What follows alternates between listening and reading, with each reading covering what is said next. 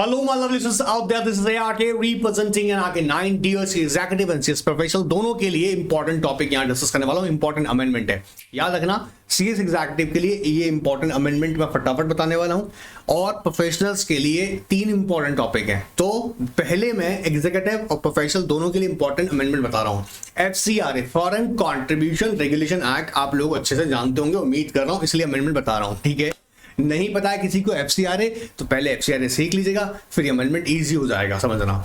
Simple सा amendment है. क्या है? मिनिस्ट्री ऑफ होम अफेयर्स, आप लोग जानते हो मिनिस्ट्री ऑफ होम अफेयर्स, इसने ये कहा साफ साफ कि अगर कोई भी पर्सन, ना 2 मिनट का खेल है, ज्यादा वक्त नहीं लेना है, अब फटाफट देखो, पढ़ने बैठो. ठीक है, सो कहता है मिनिस्ट्री ऑफ होम अफेयर्स ने कहा कि कोई भी अगर पर्सन फॉरेन कंट्रीब्यूशन रिसीव कर रहा है, मैं उम्मीद कर रहा हूं फॉरेन कंट्रीब्यूशन तुम्हें पता है, चाहे वो डोनेशन हो, डिलीवरी हो, ट्रांसफर ऑफ सिक्योरिटी हो, आर्टिकल्स हो. ठीक है, एक्सक्लूडिंग गिफ्ट्स. ठीक है, पर्सनल गिफ्ट्स को हटा के बात कर रहे हैं. तो अगर कोई भी पर्सन फॉरेन कंट्रीब्यूशन रिसीव कर रहा है 10 लाख, मतलब 2 बात समझ रहे हैं, यहाँ पे 2 लैंग्वेज में बोला जा रहा है.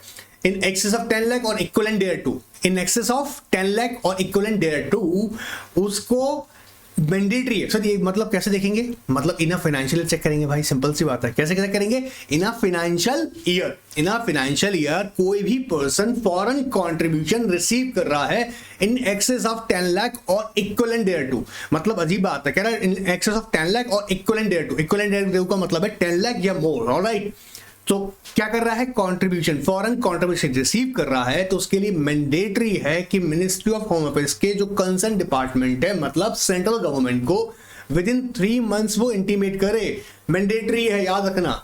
अच्छा, पहले जो था 30 डेज का ड्यूरेशन था, वो अब 3 मंथ्स कर दिया है. अब आपने सर ये बताया, बड़ी कृपा हुई. अरे भाई समझो, पहले क्या होगा ना, एग्जाम में क्वेश्चन आएगा तो ये नहीं पूछ लेगा चलो बता दो. अरे केस टाइप क्वेश्चन दे देते हैं, सिचुएशन क्वेश्चन दे देते हैं. तो ऐसे क्वेश्चंस में ध्यान रखना कि अमेंडमेंट जो है 2 बातों की यहाँ पर खास कर रहा है. किस बात के लिए? अगर आपको foreign contribution 10 lakh and more हो रहा है इन अ फाइनेंशियल ईयर, हो सकता है आप टोटल करेंगे तो आपका 10 लाख उससे ज्यादा हो रहा होगा इन अ फाइनेंशियल ईयर. एक बार में ही नहीं कह रहा हूं 10 लाख आ गया.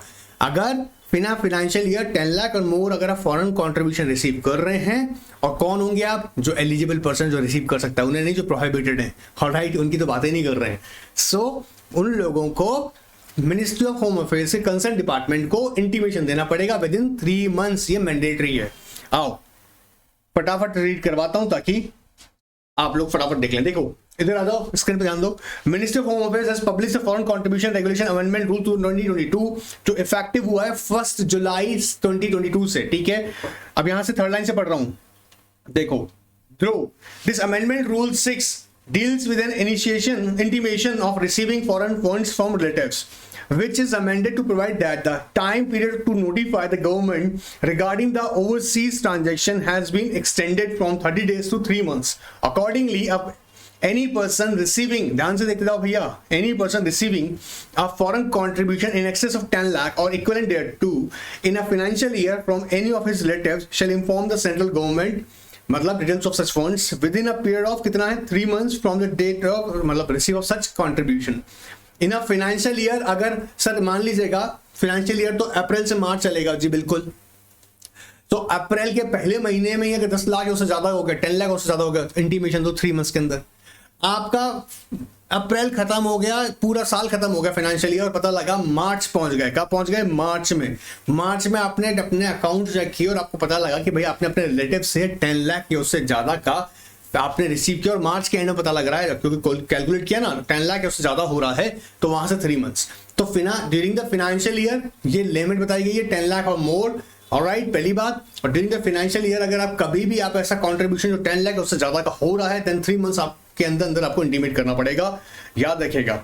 आगे देखते हैं. देखो, The Foreign Contribution Regulation Act consolidates that the law to regulate the acceptance and utilization of foreign contribution, foreign hospitality by certain individuals or associations or companies, and to prohibit acceptance and utilization of foreign contribution or foreign hospitality for activities detrimental to interests of the nation, for matters connected therewith and incidental thereto. हम आपको guarantee से बोल सकता हूँ, executive या professional NGO वाला question आ सकता है इसके अंदर. एनजीओ जो याद रखना डोनेशन रिसीव करता है ना, डोनेशन रिसीव करता है, उससे रिलेटेड इसके अंदर क्वेश्चंस आ सकते हैं. तो छोड़ मत जाना, अच्छे से रिवाइज करना। ये अमेंडमेंट मैंने बता दिया है 3 मंथ्स का, याद रखिएगा। दूसरी इंपॉर्टेंट जो आज के सेशन में है, एग्जीक्यूटिव चाहे स्टूडेंट चाहें, अगर लगता है तो पढ़ लीजिएगा, कंपनीज एक्ट के पर्सपेक्टिव से इंपॉर्टेंट यहां मैं डिस्कस करने वाला हूं। और प्रोफेशनल स्टूडेंट्स याद रखिएगा, यहां मैं कंटिन्यू सीरीज चला रहा हूं आपकी डी डिलिजेंस की 10 to 20 मार्क्स की, जिसके अंदर चैप्टर नंबर 20 का ये फर्दर क्लास है जो डिस्कस कर रहा हूं। वो क्या है? Decriminalisation of offences. ध्यान से सुनना, ऐसा नहीं एग्जीक्यूटिव वालों के लिए इंपॉर्टेंट नहीं, इंपॉर्टेंट तो है, but I am not saying कि आपके लिए पढ़ना मैंडेटरी है। आपको इसीलिए पढ़ लेना चाहिए क्योंकि भैया भरोसा नहीं है, ICSI पूछ बैठे, कंपनीज एक्ट के पर्सपेक्टिव से इंपॉर्टेंट है। देखना चाहो देखो, नहीं तो जैसी आराम। चलो आप सीखते हैं, फाइनल वाले जरूर देख लें। हाँ, फाइनल वाले ना भाग लें, देख छोटे भी देखने नहीं। ऑलराइट, चलिए आइए देखते हैं डीक्रिमिनलाइजेशन ऑफ ऑफेंसेस। देखो समझो मेरी बात ध्यान से भाई। मिनिस्ट्री ऑफ कॉर्पोरेट अफेयर्स, जो कि आप लोग जानते हो, वो एक बॉडी है जो एडमिनिस्ट्रेशन करती है कंपनीज एक्ट 2013 का। ये तो हमने समझ रखा है कि मिनिस्ट्री ऑफ कॉर्पोरेट अफेयर्स जैसा काम किया, administration of companies act 2013, ROC/RDOL official legislator, alright, serious for investigation office, इनके थ्रू ये अपना इनको एग्जीक्यूशन करवाती है, किसका? कंपनीज एक्ट का। अब चिंता क्या खा गई MCA को कि भाई कहीं ना कहीं जो पर्पस है ना एक्ट का, भाई पर्पस एक्ट का है कि प्रॉपर एग्जीक्यूशन होनी चाहिए। उसके अंदर अगर वायलेशंस होती हैं लॉस की तो क्या करता है? पेनल्टीज लगाई जाती हैं, फाइन लगाया जाता है। और जो यहां पर जनरली ऑब्जर्व किया गया कि जहां पर क्रिमिनल लायबिलिटी बन जाती है, क्या क्रिमिनल लायबिलिटी बन जाती है, ऐसे में मिनिस्ट्री ऑफ कॉर्पोरेट अफेयर्स ने एक सजेशंस रखा कि कुछ ऐसे जो ऑफेंसेस हैं, उन ऑफेंसेस को क्या किया जाए। ये नहीं कह रहे हैं कि उनमें क्रिमिनल लायबिलिटी हटा दी जाए और अब जाओ और खूब अब क्रिमिनल एक्टिविटी करो, ऐसा नहीं है। ये कहा गया कि जिनके अंदर क्रिमिनल लायबिलिटी बनती है, ऐसे ऑफेंसेस जो हो रहे हैं, ऐसे ऑफेंसेस जो हो रहे हैं, उनको कंपाउंडिंग ऑफेंसेस, क्या बोल रहे हैं? कंपाउंडिंग ऑफेंसेस, बोलो कंपाउंडिंग ऑफेंसेस के दायरे में लाया जाए। कंपाउंडिंग ऑफेंसेस दायरे का मतलब क्या है? ताकि उनको ज्यादा कंपाउंड किया जा सके ऐसे मैटर्स को, ताकि लिटिगेशंस हैं, कोर्ट प्रोसीडिंग्स हैं, ऐसे में पता लगा मामला जाके एक एंटिटी फंसी पड़ी है और बहुत ज्यादा इकोनॉमी और खराब हो रही है, तो क्यों ना उन्हें कंपाउंड करा जाए, उनसे कंपाउंडिंग फीस ले ली जाए और ऐसे मामलों में उन्हें वार्निंग दे दी जाए कि दोबारा ऐसी हरकतें मत करना। और क्योंकि लॉ बनाने का पर्पस मेन क्या है कि कंपनीज कंप्लायंसेस करें, ना कि उन्हें पनिश करते रहना। समझना भी मेरी बात इंपॉर्टेंट है। कंपनीज को पनिश करते रहोगे, उनके ऑफिसर्स डायरेक्टर्स को पनिश करते रहोगे, उससे किसी भी कंट्री में अच्छी कंप्लायंस नहीं होती हैं। एक मैसेज क्रिएट करना, तो क्या कहा? सजेशन दिया। अब इस सजेशन के लिए उसने कमेटी बनाई, कंपनी लॉ रिव्यू, मतलब यहां पर review committee, company law committee, पद पकड़ मारा है, company law committee, CLC, company law committee बनाई to review the offences to decriminalise. ताकि डीक्रिमिनलाइज का मतलब यहां पे ये कह दूं वापस से, ये नहीं है कि आप को जाओ इजाद कर दिया एक्ट करो, ऐसे ऑफेंसेस को कंपाउंडिंग ज्यादा किया जा सके। अब यहां पर उसकी सजेशंस में देखो ध्यान से आओ, क्या 4 इंपॉर्टेंट सजेशंस थी एग्जाम के लिए, यही क्वेश्चन बन के आ सकता है। देखो, relevant recommendations regarding compoundable offenses suggested by the committee were follow। क्या कमिटी ने क्या क्या रखे recommendation? Recategorizing 16 offenses out of 18 which category of compoundable offenses to an in-house adjudication framework wherein defaults would be subject to penalty by adjudication officers। पहला तो ये simple सा कहा गया है कि क्या, और पहले उम्मीद कर रहा हूँ इससे पहले वाला क्लास ले लिया, वो जिसमें मैंने डिटेल में बताया है differences between penalty and fines. अगर नहीं पढ़ा है, आई बटन दबाना, ऊपर दबाना, आई बटन मिल जाएगा, ठीक है, वो क्लास पहले वाला देख लेना। तो क्या कह रहे हैं कि रिकैटेगराइजेशन, कि भैया 16 उन्होंने ऐसे ऑफेंसेस निकाले जिनका इन हाउस एजुडिकेशन हो जाए। इन हाउस एजुडिकेशन का मतलब सर क्या है? जो कंपाउंड हो जाए। कंपाउंड हो जाए कितने में से? 81 ऐसे थे ऑफेंसेस जिसमें से उन्होंने 16 को बोला जिनमें कंपाउंडिंग होना चाहिए। कैसे होना चाहिए? Through in house adjudication. In house adjudication का मतलब क्या होता है सर? कंपाउंड कर देना उन्हें, ठीक है, कंपाउंडिंग ऑफ ऑफेंसेस की तरह ट्रीट करना, मतलब उन पर कंपाउंडिंग फीस लेना, और ताकि कंपनीज और उसके जो ऑफिसर्स हैं, डायरेक्टर्स हैं, उनके खिलाफ कोई भी प्रोसिक्यूशन कोर्ट में नहीं चलाई जाएगी। क्लियर हो रहा है? ठीक है सर। दूसरा, instituting transparent and technology driven in house education. फिर इसके लिए ये भी रखा गया कि जो इतनी भी फिजिकल प्रेजेंस होती है ना भाई, आप क्या होता है ना, कंपाउंडिंग कराने के लिए आप जाओगे, फिजिकल ऑफिस में विजिट करोगे, है ना, एनसीएलटी जाओगे, आरडी जाओगे, तो उन्होंने कहा कुछ ऐसी भी हमने ऑब्जर्व किया जहां पर ये इलेक्ट्रॉनिक मैकेनिज्म के थ्रू ही, जी हाँ, कंपाउंडिंग जो है इलेक्ट्रॉनिक मैकेनिज्म के थ्रू ही कंप्लीट हो जाएगी। तो कहता है instituting a transparent and technology driven in house adjudication mechanism, increasing transparency in house adjudication mechanism by minimising physical interference, conducting proceedings online platform and publication of the order on the website. Simple सी बात, जैसे कोविड-19 के दौर में income tax act ने सबसे पहले यही काम किया था, जो भी प्रोसीडिंग्स थी उसने क्या कर दिया, बोला ऑनलाइन करेंगे। मैंने खुद प्रैक्टिकल देखा है, ऑनलाइन तो किया, लेकिन उसमें भी बहुत जगह ना, कई जगह प्रॉब्लम्स ऐसी थी, लाइक जो क्लाइंट को टाइम दिया गया था प्रेजेंट होने का, क्लाइंट प्रेजेंट हो गया, अथॉरिटी के सर्वर से, तो पहले सर्वर का इशू बहुत रहता है, फिर 2 डिफरेंट मीटिंग्स कंडक्ट हो गई, किसकी, दूसरा भी क्लाइंट होगा और हमारा भी क्लाइंट था, आपस में दोनों क्लाइंट एक दूसरे को देख रहे हैं और दे अज्यूमिंग दैट कि वो प्रोसीडिंग्स ज्वाइन किया हुआ है बिफोर द अथॉरिटी, बट ऐसा नहीं हुआ था। कई जगह सर्वर एरर्स थे, कई बार मतलब डिफिकल्टी रही है। तो मैं मानूंगा कि मैं एक्सेप्ट करता हूँ इस बात को कि ये मैकेनिज्म अभी इंप्रूवमेंट फेज पे, डेवलपमेंट फेज पे, डेवलपिंग फेज पर है, डेवलप भी नहीं है, डेवलपिंग फेज पर है, पर अच्छा प्लेटफॉर्म है ये, ठीक है। Strengthening in house adjudication mechanism by initiating the concomitant, देखो concomitant order,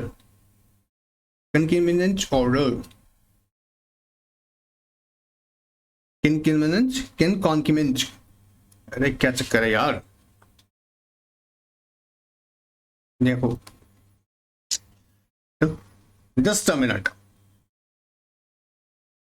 concomitant order, हाँ क्या कह रहे हैं, concomitant order, हाँ it's working now, it's working, या concomitant order का मतलब क्या होता है, एक तरह से एग्रीड होना, agreed on terms and conditions, मतलब जो शर्तें एडजुडिकेटिंग अथॉरिटी ने कंपाउंडिंग के टाइम पर रखी, उन शर्तों को सोचते समझते हुए मिलजुल कर, मतलब जो पार्टी टू द कंपाउंडिंग है कंपनी है, प्लस इधर कौन है, एडजुडिकेटिंग अथॉरिटी, इनके सहमति से जो ऑर्डर पास किया गया वो यहां पे देखा गया। Default at the time of laying penalties to serve the ultimate aim of achieving the better compliances. Mainly purpose क्या है, better compliance achieve करना, ना कि punish करते रहना। And declogging the NCLT by enlarging the jurisdiction of RD. कैसे किया, इन्होंने कहा 25 लाख रुपीस तक का कंपाउंडिंग ऑफेंस होगा, पे भी पेनल्टी का अमाउंट है, उसका अमाउंट जो है वो कौन एंटरटेन करेगा, RD, and beyond that NCLT. तो एनसीएलटी पे अकेले पे बर्डन नहीं रहेगा सारा का सारा, बात पकड़ मारा है। अब ये 4 जो हैं खास तौर से रिकमेंडेशंस थी किसकी, कंपनी लॉ कमेटी की, इसने अपने रिकमेंडेशंस थे। अब एग्जाम में अगर आ जाए तो हमें 4 रिकमेंडेशन याद रखनी है। पहला कि क्या किया इन्होंने, रिकैटेगराइजिंग 16 ऑफेंसेस आउट ऑफ 81, जिसको किस में रखा गया कि भाई जिनमें क्या सी है, in house adjudication. In house adjudication को कैसे कहा गया, इन हाउस एडजुडिकेशन कैसे सी है, इंस्टीट्यूटिंग ए ट्रांसपेरेंट, मेरे साथ करो, transparent and technology driven in house adjudication. फिर इन स्ट्रेंथिंग, तीसरी की बात है, स्ट्रेंथिंग इन हाउस एडजुडिकेशन कैसे किया है, बाय नेसेसिटिंग कॉन्क्रीमेंट, बोलो किन कॉन्क्रीमेंट, कैन कॉमिटेंट ऑर्डर, कॉमिटेंट ऑर्डर, कैसा ऑर्डर, मिलकर ऑर्डर, ताकि है ना, ताकि सहमति से हो। And last one is declogging NCLT by enlarging the jurisdiction of RD. Sir ये हम याद कर लेंगे, गुड। अभी 4 बातें एग्जाम में आ सकती हैं, आपसे पूछ सकता है, discuss the recommendation of the company law committee in this regard, और पूछ सकता है भैया। अब क्या हुआ, based on the recommendation made by the committee, the central government brought in relevant changes by the providing the amendment, जी companies amendment act in 2019। आओ, Company Law Committee recommended for decriminalization of Companies Act as much needed changes in the today corporate world. With the global practice, it is essential to strike a balance between civil and criminal liabilities for corporates. it was noted that serious violations of law, especially wrongful conduct involving fraudulent elements, should be dealt with under criminal laws due to the nature of such wrongs and degree of public interest involved in. It may be prudent to adopt a strict approach to the fraudulent conduct.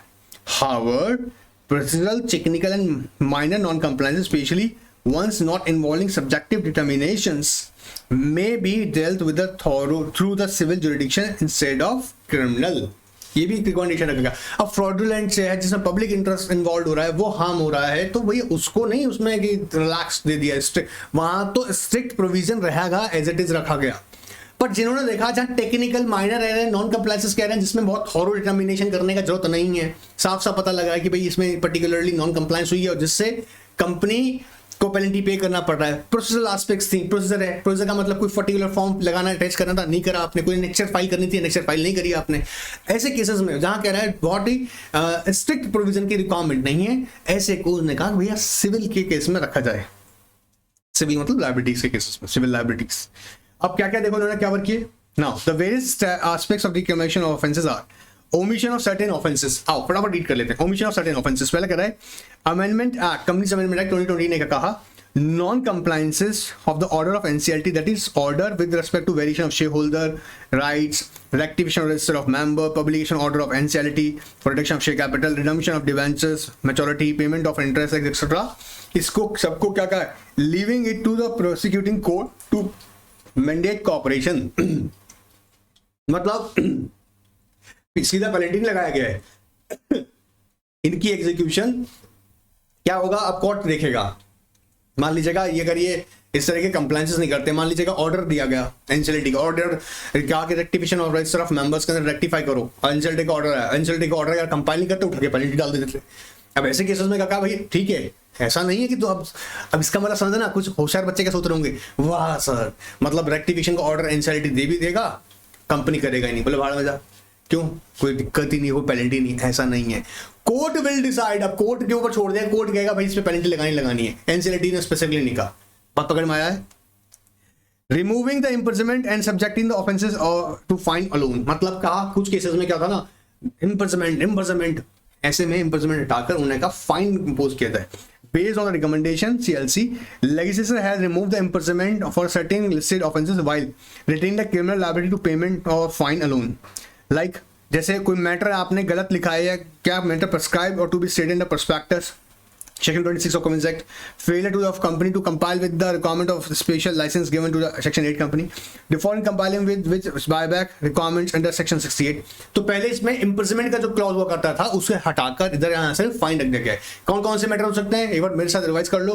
कोई matter जो है prospectus में लिखना है, इस पर Section 26 of companies act वो गड़बड़ कर दिया, या फिर आपने जो Section 8 कंपनी को लाइसेंस दिए जाते हैं उस लाइसेंस के साथ कंपाइल नहीं किया, सेंट्रल गवर्नमेंट लाइसेंस ग्रांट किया, उसको आपने कंपाइल नहीं किया, या फिर बायबैक से रिलेटेड एस्पेक्ट्स थे, डिस्क्लोजर्स देने थे, वो डिस्क्लोजर आपने प्रॉपर नहीं दिए, बायबैक से कोई भी पर्टिकुलर आपने बायबैक का प्रोविजन वायलेट किया, तो पहले इंप्रिजनमेंट का प्रोविजन था उसको क्या रख दिया गया है, फाइन में रखा गया है. रीकैटेगराइजेशन ऑफ ऑफेंसेस, ऑफेंसेस को रिकैटेगराइज किया गया. देखो यहाँ पर समझना, omission of certain offences, omission का मतलब उन्हें ही हटाई गया, ओमिशन मतलब उन्हें ऑफेंसेस ट्रीट नहीं किया जा रहा है. फिर सुनना, ऑफेंसेस नहीं माना जा रहा था, जिस केस हम देखा. रिमूविंग इंप्रिजनमेंट में हमने देखा 3 केसेस याद रखना. रिकैटेगराइजेशन, रीकैटेगराइज किया ऑफेंसेस को. देखो keep in mind the overall pendency of the cases in court. सबसे खतरनाक बात यही थी कि दैन धड़ाधड़ केस कोर्ट में आ रहा है, तो क्या हो रहा है, is an attempt to elevate the burden of such courts. The Companies Amendment 2020 seeks to enforce adopt a principle-based approach, removing the imposition of penal consequences in case of a minutes or technical defaults. Now, levying monetary penalties can now be adjudicated by the in-house adjudication. मतलब जिन मामलों में क्या होता था, court जाना पड़ रहा है, कोर्ट डिसाइड कर रहा है, कोर्ट एंटरटेन कर रहा है, अब ऐसे मामलों में पेनल्टी रखकर पेनल्टी की एडजुडिकेशन इन हाउस मैकेनिज्म के थ्रू. मतलब इन हाउस का मतलब क्या हुआ, रीकैटेगराइजेशन ऑफ ऑफेंसेस का मतलब ऐसे ऑफेंसेस जिनमें कंपाउंडिंग अवेलेबल है. कंपाउंडिंग और समझ आ रहा है ना, कंपाउंडिंग फीस दीजिएगा और आप लिटिगेशन से बच जाएंगे, और आपको ये सलाह दी जाएगी कि आप नेक्स्ट फर्दर इस तरह की नॉन कंप्लायंसेस या वायलेशंस ना करें. ठीक है sir. Without having to approach criminal courts, thus in case default related to non-compliance section 92 subsection 4, important है वाले याद रखना, रेड में बना के आपके लिए रखा इसलिए था कि ऐसा क्वेश्चन आ जाता है एग्जाम में.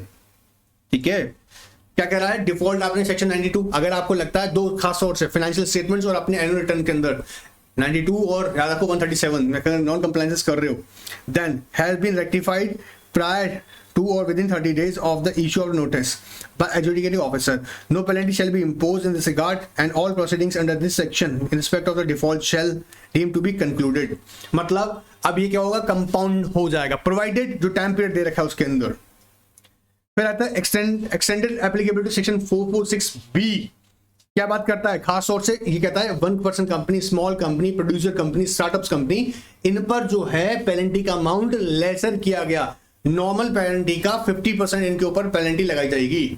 कंपनीज अमेंडमेंट एक्ट 2020 कहता है applicability section 446B relating to the lesser penalties for small company, 1% company, ठीक है, to all producer companies act 2013 which attracts the monetary penalties also extend to the same benefit to the producer company, startup company in case of 1% company, small company, startup company, producer company, और by its of officer in default or any other person in respect of such company, then company or officer in default or any person can, that case may be, shall be liable to penalty who which shall not be more than 1/2 of the penalty specified under such provision, subject to maximum 2 lakh in case of a company, subject to maximum 1 lakh in case of a officer in default. So क्या बताया आपने, लो सुन लो फटाफट से, देखो चाहो तो लिख लो ना।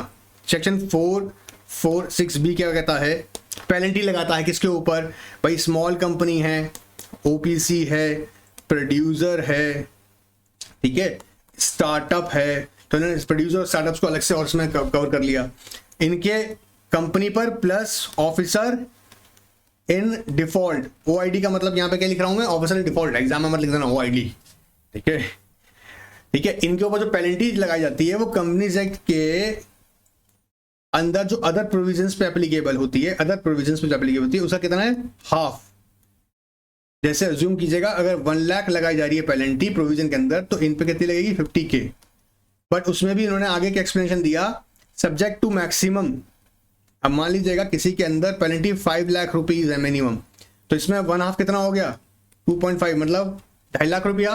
बट कहता है नहीं ऐसा नहीं होगा, subject to maximum 2 lakh rupees in case of a company and 1 lakh rupees in case of a officer in default. Officer in default, बात पकड़ में आ गया होगा मेरे हिसाब से, क्या हो रहा है। चलो 4 बातें याद हुआ। ओमिशन ऑफ सर्टेन ऑफेंसेस क्या है ना, remove imprisonment, remove the imprisonment and you not increase the fine. Increase हुआ है फाइन, याद रखना, ऐसा नहीं है कि इम्प्रिजनमेंट हटा दिया, उनमें फाइन इंप्रूव बढ़ा दिया गया है।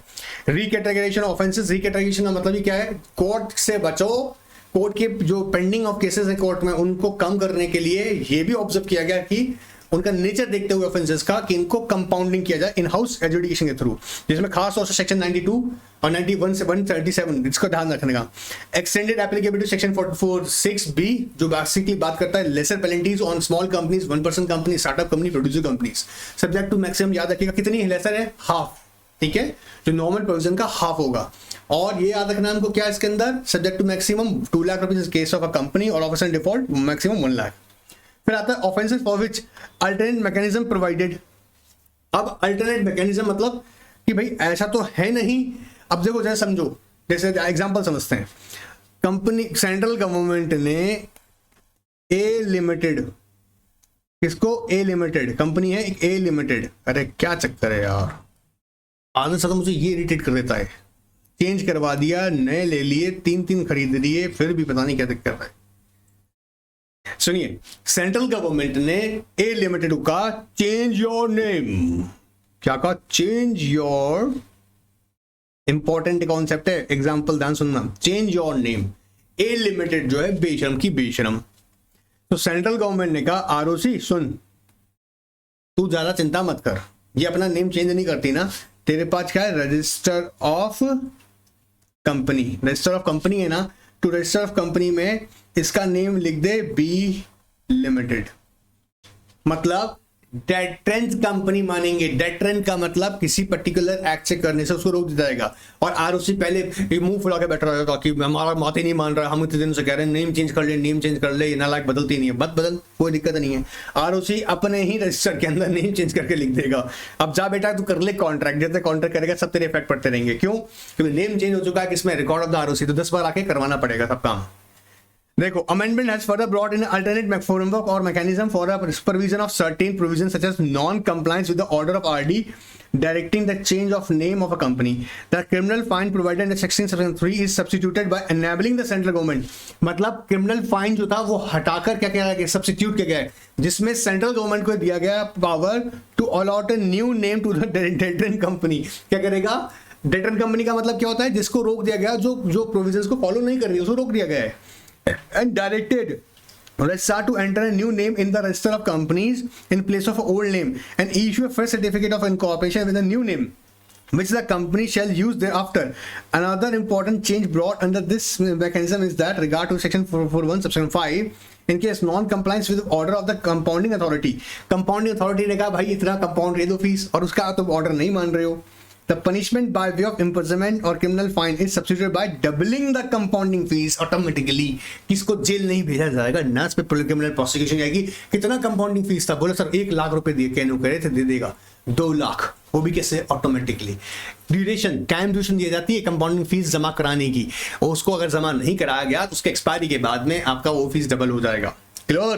तो 2 इंपॉर्टेंट बातें इसमें याद रखेंगे हम अल्टरनेट मैकेनिज्म के अंदर. फिर सेक्शन 284 ऑफ कंपनी से कहता है failure of employ promoter director to cooperate with the company liquidator attracted imposition of fine as प्रकार under this act. However amendment ने रिमूव किया fine and has empowered company liquidator to apply NCLT in order to obtain direction from it. क्या fine मत लगाओ, company का employ director promoter लोग cooperate नहीं करना है लिक्विडेटर के साथ में, लिक्विडेटर चल जा एनसीएलटी पास. और क्या क्या उसको लिक्विडेटर क्या कहेगा? एनसीएलटी को रिक्वेस्ट करेगा कि आप हमको डायरेक्शन दो, हमें करना क्या है. याद रहेगा यहां तक का. ये 2 खास बातें तो एग्जीक्यूटिव वाले स्टूडेंट तक के लिए इंपॉर्टेंट थी, खास याद रखे प्रोफेशनल्स वालों के लिए भी इंपॉर्टेंट थी. सिलेबस में से बता रहा हूं, ठीक है. अब अगर हम क्रक्स देख लें इसका तो थोड़ा सा देख सकते हैं. 81 criminal offences under companies act 13, decriminalisation 16 उसमें से की है 16 को, and decriminalisation of 35 offences wise the companies amendment 2022 amendment act. ठीक है, उम्मीद कर रहा हूं यहाँ पे ये कुछ पॉइंट जो हमने डिस्कस किए हैं ये आपको क्लियर होंगे. फाइनल का कोई एग्जीक्यूटिव का स्टूडेंट को लगता है कि सर ये मेरे पास अलग से नोट नहीं है तो कोई बात नहीं, ना कि ना इनके व्हाट्सएप पे मुझे रिक्वेस्ट भेजो, मैं आप लोगों को प्रोवाइड करवा दूंगा अलग से ना. चलिए अब हम लोग हमारे एग्जीक्यूटिव फाइनल के स्टूडेंट्स, हमारा सेशन तो कंटिन्यू चल रहा है. एग्जीक्यूटिव के स्टूडेंट चाहें तो ना देखें आगे, कोई इशू नहीं, और देखना चाहे देख सकते हैं क्योंकि ये भी उनके लिए इंपॉर्टेंट है सिक्योरिटी लॉ के पर्सपेक्टिव से. एनीवेज आइए देखते हैं आगे, आओ सीखते हैं. देखो एनफोर्समेंट मैकेनिज्म अंदर सेबी, जब हम सेबी की बात कर रहे होंगे तो ऑफकोर्स हम बात कर रहे हैं ऐसी एंटिटीज की जो लिस्टेड हैं. ये बहुत कॉमन सी बात है भाई, इसको बार बताने की जरूरत तो है नहीं. ठीक है, देखो in terms of its mandate to protect the interests of investors and to regulate the securities market. SEBI का ऑब्जेक्ट क्या है? आपने देखा ना, सेबी का ऑब्जेक्ट क्या है कि protect the interest of investors and regulate the securities market, regulate and development the securities market. ठीक है, अब ये इस काम को करने के लिए सेबी 3 तरीके की, यहां पर जनरली वैसे 3 लिखा हुआ लेकिन बता दूं 4 है. ठीक है, 4 तरीके की एनफोर्समेंट मैकेनिज्म को फॉलो करती है. एक है उसकी कौन सी? सिविल क्वासी जुडिशियल प्रोसीडिंग्स, फिर prosecution criminal proceedings and settlement compounding, and 4th one is recovery. 4 हैं. कौन कौन सी? एक बार मेरे साथ बोलो, मैकेनिज्म आ सकता है एग्जाम में. Civil quasi judicial proceedings, civil quasi judicial proceedings, prosecution जिसके अंदर सेबी ने के जो स्पेशल कोर्ट्स बनाए गए हैं वहां पर फाइल करेगी प्रोसिक्यूशन के लिए, और फिर सेटलमेंट कंपाउंडिंग, वही सेम बात जैसे हमने कंपनी एक्ट में सीखा कंपाउंडिंग के बारे में, and last one is recovery. Disgorgement का अमाउंट है, किसी को फाइन लगा दिया, वो फाइन का पैसा नहीं दे रहा है तो रिकवरी का ऑर्डर पास करेगी, वो हम देखेंगे अभी. तो सबसे पहले हम स्टार्ट कर रहे हैं 4 में से. पहला सिविल क्वासी जुडिशियल प्रोसीडिंग्स. याद रखिएगा ये सेपरेट क्वेश्चन बन के भी आ सकता है आपके लिए कि सेबी के सिविल क्वासी जुडिशियल प्रोसीडिंग्स के बारे में डिस्कस किया जा सकता है आपसे. आइए, SEBI is empowered to initiate 3 types of civil quasi judicial actions under governing legislations. कैसे? 3 तरीके से: adjudication, inquiry proceedings and proceedings before the board. Civil quasi, याद रखिए मेरे साथ में, सिविल क्वासी जुडिशियल प्रोसीडिंग्स. वापस सुनिएगा, सिविल क्वासी जुडिशियल प्रोसीडिंग्स 3 तरह से कर सकती है. पहला है एडजुडिकेशन, दूसरा है इंक्वायरी प्रोसीडिंग्स, और तीसरा है जहां पर बात करेंगे proceedings before the board. Adjudication proceedings जो कि chapter number 6A of SEBI act 1992 में कवर है। SEBI procedure for holding inquiry and imposing penalties by adjudicating officers, rule 1995। मैं उम्मीद कर रहा हूं बच्चों लोगों को पेनल्टी और फाइन में डिफरेंस पता होगा। नहीं पता है, पहला वाला क्लास देखो, समझो, ये बहुत इंपॉर्टेंट चीज है, ठीक है। Under the analogous provisions of SCR and deposit act and rules made under may result in imposition of maximum monetary penalty of rupees 25 crores or up to the 3 times of profit whichever is higher। मतलब adjudication का मतलब क्या है यहाँ पर कि अगर SEBI act के SCRA डिपॉजिटरी एक्ट के पर्सपेक्टिव से देखें, जहां पर इंक्वायरी होल्ड की जाती है किसी एंटिटी या उसके डायरेक्टर्स या उसके ऑफिसर्स के खिलाफ, और अगर वो वायलेशन पाया जाता है तो वहां पर जो मैक्सिमम अमाउंट ऑफ पेनल्टी, याद रखिएगा मैक्सिमम अमाउंट ऑफ पेनल्टी मैं पहले मेंशन कर दिया है, कितना है मॉनेटरी पेनल्टी 25 करोड़ और 3 times of the profit whichever is higher. इससे ज्यादा का नहीं कर सकता है। ये केस स्टडीज के लिए अच्छे क्वेश्चन हैं कि अगर एडजुडिकेटिंग ऑफिसर ने यहाँ पे पेनल्टी लगाई है जो कि 25,000 करोड़ या 3 times of profit of the organisation, उससे ज्यादा है और वो एक्सेसिव है, इन दैट केस आप उसका जो एक्शन होगा वो रॉन्गफुल होगा। तो पहला सिविल क्वासी जुडिशियल प्रोसीडिंग्स में हमने सीखा एडजुडिकेटिंग प्रोसीडिंग्स जो कि chapter number 6A of SEBI act में कवर है। फिर इंक्वायरी प्रोसीडिंग्स आती हैं under chapter 5 of SEBI intermediary regulation 2008, results in suspension cancellation of certificate of registration of the registered intermediaries. Inquiry proceedings के अंदर याद रखिएगा सेबी का इंटरमीडिएटरी रेगुलेशन 2008 में सेबी को पावर दिया गया है कि अगर कोई भी इंटरमीडिएटरी जिस कंडीशन टर्म एंड कंडीशंस पे उसको सर्टिफिकेट ग्रांट किया गया था, certificate of registration to act as intermediary, अगर उसकी नॉन कंप्लायंसेस कर रही है तो सेबी उसके रजिस्ट्रेशन को सस्पेंड कर सकती है, कैंसिल कर सकती है, ये पावर दी गई है। तो ये भी सेबी की क्या कहलाएगी, civil quasi judicial proceedings inquiry. And third is proceedings before the board. Board मतलब यहाँ पर सेबी है। अब यहां पर ध्यान सुनना इंपॉर्टेंट चीज क्या है, the power of issuing directions including the section 11, 11B, 11D of the SEBI Act of analogous provisions of SCR and Deposit Act, साथ में उनको भी देखा जाएगा, ठीक है, has been delegated to WTM। WTM का मतलब क्या है, whole time member of the board। whole time member, whole time लिख लेना भाई, अरे यार हम भी लिख के देते हैं, whole time member। whole time member of किसका, कंपनी का मत लिख देना, whole time member of SEBI, ठीक है, whole time member of SEBI, उसको डेलीगेट किया गया। After making or causing to be made an inquiry, if the board is satisfied that it is necessary to take any measure, the WTM whole time member में issue such directions as deem appropriate. तो ये क्या होगा, proceedings अगर जो भी होंगी before the board, उसके अंदर डेलीगेट किया गया किसको, होल टाइम मेंबर को, भैया वो इस तरह के डायरेक्शंस इशू करे। और फिर अगर लगता है तो भैया यहाँ पे क्या कहा, इंक्वायरी इनिशिएट करने के बाद में बोर्ड को लगता है कि हाँ जी देखा जाएगा, और फिर उसके खिलाफ जो भी एंटिटी है उसके खिलाफ क्या करेंगे, मेजर्स मतलब एक्शन लिए जाएंगे। तो जरा ध्यान से कर देखिए, 3 इंपॉर्टेंट चीजें, चिंता मत करो ड्रिल में आगे और जाने वालों सब में। तो 3 है, civil quasi body, civil quasi judicial proceedings, वापस बोलो सिविल क्वासी जुडिशियल प्रोसीडिंग्स। इसमें पहला हमने देखा एडजुडिकेटिंग जो चैप्टर 6A में कवर है, फिर हमने देखा इंक्वायरी जो बेसिकली इंटरमीडिएटरीज के खिलाफ की जाएगी जो कि चैप्टर 5 ऑफ सेबी एक्ट में कवर है, चैप्टर 5 ऑफ सेबी एक्ट में कवर है, प्रोसीडिंग्स बिफोर द हमारा कौन हो गया, बोर्ड।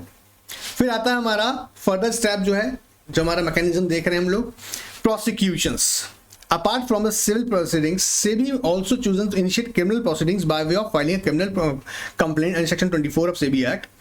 कहाँ पे करी, before a SEBI special court, and result in imprisonment up to 10 years or fine up to 25 crores. This proceedings being criminal proceedings and the procedural law, Indian Evidence Act and CRPC will also be considered.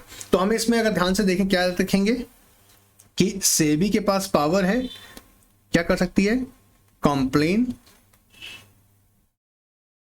File कर सकती है, ठीक है, इधर आ जा यार, complain file कर सकती है, फाइल कंप्लेन, कहाँ कंप्लेन फाइल करेगी, स्पेशल कोर्ट्स में। कहाँ पर फाइल करेगी, स्पेशल कोर्ट्स में।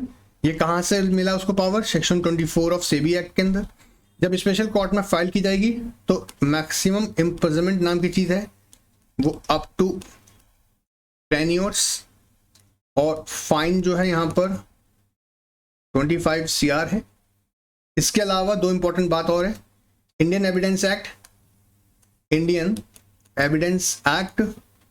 एंड CRPC के जो प्रोसीजरल रिक्वायरमेंट्स है उन्हें भी साथ के साथ कंसीडर किया जाएगा।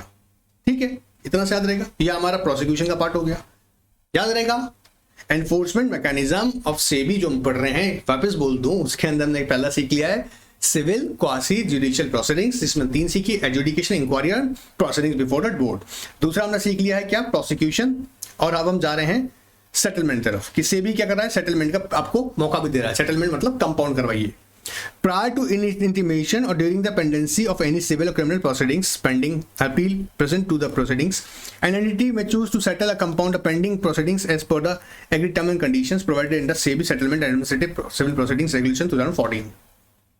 Now, such settlement compounding proceedings are very significant from the perspective of enforcement since they provide for the expeditious disposal. Expeditious मतलब जल्द से जल्द of cases, saving resources of regulators and similar benefits of the applicants. Now, compounding of the offences cover the appropriate prosecution case filed by the SEBI before the criminal courts. ये याद रखिएगा। यहाँ पे एक बार फटाफट इसको भी रिवाइज करते हैं। In terms of appropriate administrative or civil actions, proceedings under section 11, 11B, 11D, 12, 151 of SEBI, equivalent proceedings under SCRA and depository, other civil matters pending before SAT and courts could be settled between SEBI and the person. ये क्या क्या क्या इनको settle किया जा सकता है जो सेट में पेंडिंग है, बट सारे के सारे नहीं। ठीक है, सेक्शन 11, 11B, 11D, 151। चलिए, अब इसमें हमने क्या देखा, सेटलमेंट। अब सर इसमें क्या रखना है, इतना ही बुद्धि में रखिएगा कि जो मैटर पेंडिंग हैं उसे, या जो पेंडिंग है या जिनमें इनिशिएट की जा सकती है प्रोसीडिंग्स, उसके लिए सेटलमेंट के लिए याद रखिएगा आप अप्लाई कर सकते हैं किसको, सेबी को। अब सेबी क्या करेगा, compounding offences cover appropriate prosecution cases filed by the SEBI before the criminal courts. अगर ऐसे मामले हैं जहां पर क्या होगा, जिन मामलों में कंपाउंडिंग थ्रू कोर्ट्स करवाया जाएगा, जैसे कह रहे हैं compounding offences cover appropriate prosecution, जिसमें प्रोसिक्यूशन होनी है। बेसिकली आपने अब तक क्या सीखा है, कंपाउंडिंग होगा तो बच्चा जो भाई जो भी इंसान है ना, वो प्रोसिक्यूशन से बच जाता है। पर यहां पर क्या है, compounding offences cover appropriate prosecution cases filed by SEBI before the criminal courts. Recovery, now when a person fails to pay the penalty imposed by adjudicating officer, fails compile with any direction of SEBI, 3-4 बातें याद रखना। क्या कह रहे हैं, impose the adjudication officer क्या fail to compile with the any direction of SEBI, refund the monies या fail to compile with the directions, disgorgement order, fail to pay fees to due to SEBI। 3-4 transaction ऐसे हैं जहां पर recovery के order आ सकते हैं। कहां सकते हैं, या तो आपने सेबी के डायरेक्शन के साथ कंपाइल नहीं किया जिसमें कंपाउंडिंग लिखा गया, रिफंड नहीं करी आपने मनी, किनको शेयर होल्डर्स हैं, डिबेंचर होल्डर्स हैं, इनको रिफंड नहीं करिए, या fail to compile with directions of the disgorgement amount. अब डिसगॉर्जमेंट मतलब घपलाबाजी करके कुछ आपने आना मतलब हम बोलेंगे जहां पर आपने कोई पैसा कमा लिया है और वो पैसा आपको वापस करना, जो भी आपने बेनिफिट्स गेन कर लिए वो बेनिफिट्स आपको वापस देने हैं और आप दे नहीं रहे हैं तब भी, या सेबी को जो फीस दी जाती है वो आप सेबी की फीस दे रहे हैं तब सेबी रिकवरी कर सकता है। SEBI is empowered to initiate recovery proceedings under section 28A of SEBI act 1992, deal with section 2226 of second schedule of income tax act 1996। मतलब रिकवरी वैसे ही की जाएगी जैसे कि recovery officer income tax act 1961 के अंदर करता है, मतलब वही प्रोसीजर फॉलो किया जाएगा। ठीक है, नोटिस इशू करके नहीं रिकवरी होगी तो फिर प्रॉपर्टी अटैचमेंट की जाएगी। खैर वो सब सिखाएंगे धीरे धीरे, आगे सब जाएंगे। ठीक है, सो 4 हमने यहाँ मेथड और सीख लिए जो कि सेबी के एनफोर्समेंट प्रोविजन में 4 डिफरेंट तरीके हैं। कौन कौन से हैं बोलो, quasi civil quasi judicial proceedings हो गई, फिर होगी प्रोसिक्यूशन, सेटलमेंट हो गई और रिकवरी जी आ गई। ठीक है, कंसेंट ऑर्डर वाला जो है हमारा नेक्स्ट क्लास में जाएगा, क्योंकि आज का क्लास यहीं रोककर बाकी क्लास भी करना है भैया, रोजाना का टेस्ट भी करना है। मैं जानता हूं मेरे बच्चों पे शोल्डर पे बहुत जिम्मेदारी है, उस जिम्मेदारी को निभाना है, लेकिन किसी भी हाल में टेस्ट मिस नहीं करना है। टेस्ट ही है, पढ़ो, टेस्ट दो और एग्जाम में 60+ मार्क्स लेकर आओ, पक्का होगा ही होगा। Alright, good bye, take care.